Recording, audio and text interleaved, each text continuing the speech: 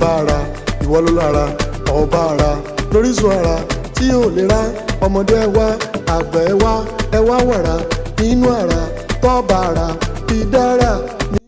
Ọlọ́run bó ṣe rí mélòó tẹ́lẹ̀ kan ní àgbàgbé yan ní mímú ọmọ kan pálákọ̀ nìyí lọ.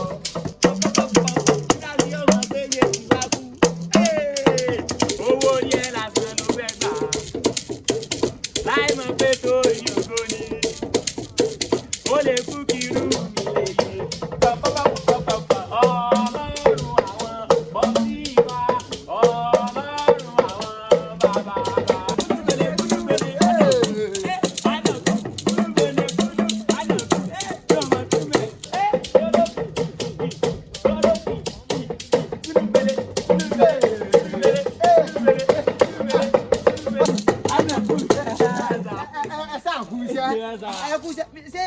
Rìásà kọ́nsáàtì wa lẹ̀ ṣáà ń ṣe. Kọ́nsáàtì wo ni? Ààrẹ ẹ̀jẹ̀ ti gbàgbé ni kọ́nsáàtì wa ti dé. Kọ́nsáàtì wa ta sí ní last year. Ó ti pọ́dún kan ni. Ó ti pọ́dún kan ni. Kínú ká dijú ká lajú yẹn. Ọdún ti pé nìyẹn. Bọ́ mo ní kíní kan ni mo fẹ́ sọ. Kí ni ẹ fẹ́ sọ? Ṣé eléyìí máa dùn ju tọ́ lọ yẹn lọ? Ó máa lárinrin, ó máa dùn, oyin máa kán bẹ́ẹ̀. Ní tó bá di oyin lọ, yóò tún kán bẹ́ẹ̀.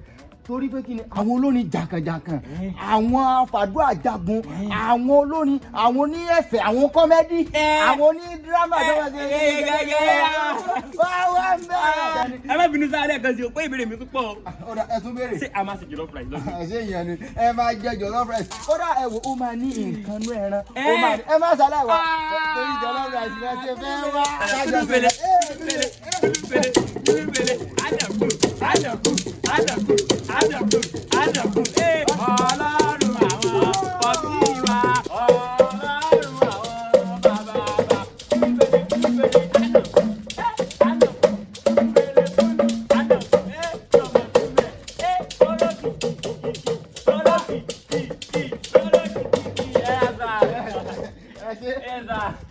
Ẹ̀yin náà lè jókòó sá. Bẹ́ẹ̀ ni ẹ̀yà sá. Ọlọ́run Jósẹ́fù ayọ̀. Babalọ́lá tó yẹ owó. Ọlọ́run ìjìnlẹ̀ yíyẹ. Àwọn ọ̀rẹ́ ọwọ́ rẹ̀. Májẹ̀mú ìyá mi. Ìgbàgbọ́ tó kù dáa. Májẹ̀mú ìyá mi.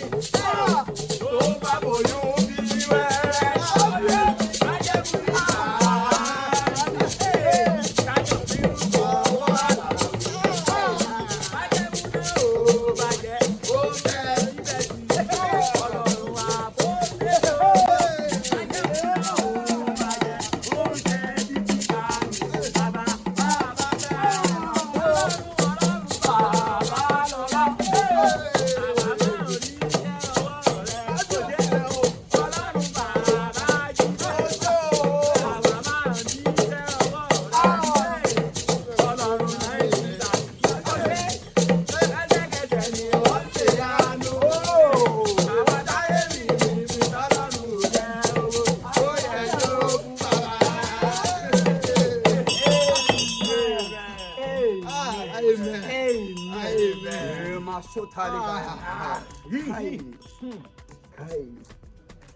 Ẹgbọ́n èèyàn ọmọ ẹ̀ amúmẹ́rí ohun tó pọ̀ nínú ẹ̀mí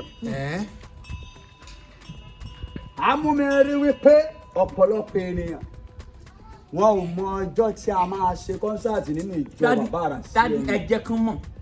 Dádì ẹ gbé wọn débẹ̀. amúmẹ́rí wípé àwọn ènìyàn ọmọ ọ̀nà ibi tí wọ́n máa gbà rí.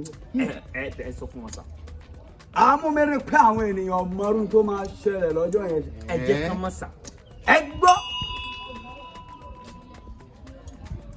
ìwọ tó mọ̀nà gbọ́ mi inú ìjọ Global Vision Gospel Church ní ìdí ọdún kí ló ń ṣe yìí kí ni bí ewúrẹ́ náà ẹ̀fíìsì àgbàlagbà yín ẹ̀rẹ̀ tó ń ṣe láńgbàláńgbà kí ló ń ṣe mọ̀ pé ẹ ti dàgbà lẹ́yìn ọmọ bíi mẹ́fà kí ló dé. Inú mi ń dùn ní Dádì. Bọ̀ Dádì ẹ̀yin náà ṣe ẹ́ ẹ̀yin náà ṣe ẹ́. bẹ́ẹ̀ ni ẹ sọ̀njọ́ ìwọ kọ́ ló kó sí mi lẹ́nu. Ẹ gbọ́ ẹ̀yin ènìyàn yìí ẹ má ṣàlàyé wa. Bẹ́ẹ̀ni. Nínú ìjọ Global Vision. Bẹ́ẹ̀ni. Ní aago 12 ló máa bẹ̀rẹ̀. Bẹ́ẹ̀ni. Títí di alẹ́. Bẹ́ẹ̀ni. Alẹ́ pátápátá ni. Má máa mí ṣe. dágbére fún mọ́mí ẹ̀ ní o. Sọ fún dádì ẹ. má jẹ́ dágbére má jẹ́ sọ fún dádì ẹ. kí ló ń ṣe náà. dádì mo ní. dádì ẹ lè fẹ́ fà sẹ́yìn pé kó má lọ síbi tó ti má sọ. dágbére má dágbére. má dágbére. gbọ́ jẹ́ dágbére. méjì lọ́rọ̀ Ẹ̀yin náà lẹni kó má lọ́rọ̀ wọ́n ló máa dágbére. túnṣe eléyìí tó bá wú ẹ̀. wọ́n sọ dágbére má dágbére mú eléyìí tó bá wú ẹ̀ bíbẹ̀. ẹ gbọ́ ẹ máa mí sí ẹ̀ aago 12 ló máa bẹ̀rẹ̀ Bẹ́ẹ̀ni. títí di alẹ́ gẹ̀rẹ́gẹ̀rẹ́. Don't miss it. ọ̀pọ̀lọpọ̀ àwọn wòlíì láti pè. Bẹ́ẹ̀ni. tá a máa wá fi ọ̀rọ̀ Ọlọ́run Bẹ́ẹ̀ni. àti àdúrà Bẹ́ẹ̀ni. jáde Bẹ́ẹ̀ni. túìdè Bẹ́ẹ̀ni. ọ̀pọ̀lọpọ̀ olórin ẹ̀mí Bẹ́ẹ̀ni. tá a máa wá bá wa yin Bẹ́ẹ̀ni. wọ́n á fa owó Olódùmarè sọ̀kalẹ̀ Bẹ́ẹ̀ni. wá gbọ́ mi amúmi rí bàbá ń bá rí nínú ẹ̀mí ọ̀nà yẹn jì ṣá dájú ẹ fa ọ̀nà yẹn kó tètè wá mò ń gbóòórùn jollof rice a máa jẹ jollof rice tọ́jọ́ yìí. lọ́jọ́ yẹn a máa jẹ jollof rice. dádì ẹ má pa mí nà ọ́. ẹ dẹ̀ mọ̀ pé ìjọ ò lówó lọ́wọ́ báwo lẹ ṣe ní lẹ́mìí pa máa jẹ jollof dádì rice. olúwa máa ṣe. bọ̀ dádì offering time tí wọ́n á kó fún yín. bẹ́ẹ̀ni sọ offering time tó wọ yẹn owó Olúwa ni tó o bá ń gbọ́ offering time Blessing time. wọ́n náà mọ̀ tó wọ́n fi ń ra ìbùkún ni kì í sọ owó jollof rice owó jollof rice Olúwa máa dáàdì ṣe. ti fi mí lọ́kàn balẹ̀ Bẹ́ẹ̀ni. Olúwa máa Olúwa ṣe máa ṣe ìtọ́lọ̀ ò jollof lè rice. ṣe kò resist Bẹ́ẹ̀ni. gbọ́ má ṣàlàyé wa Bẹ́ẹ̀ni. wá gbàre wá gba ìbùkún wá gbà yín wòlíì sam náà máa wà ń bẹ̀. ta ló pè é sọ́nà ti pè é ni. Ọlọ́run ò pè é Dádì mo ti gbà pé. ó gbà pé èmi lọ́lọ́run pè èmi ni mo pè é wọ́n pè mí náà. wọ́n pè é èmi wọ́n pè Síìmù wọn náà pè. bẹ́ẹ̀ ni sọ́run ebi síìmù pé èèyàn tó bá fẹ́ pé arábí tó ti ṣe mistake nìyẹn glo máa fi pè mí o. glo ni ẹ fi pè é o mẹni tó pè èmi mo pè é nígbà yẹn èmi mo pè é pé kó máa bọ̀ wá ẹ̀gbọ́n mi má mi sí ẹ̀ tó rọ́jọ́ yẹn ó máa kọjá sórí. yes. ẹ̀bẹ̀ tó mọ́gbọ́n wá níbo ló wà ọ̀dọ̀ wa ẹ̀bẹ̀ tó mọ́gbọ́n wá níbo ló wà ọ̀dọ̀ wa àwa kọ́ Ọlọ́run mà ní àwa kọ́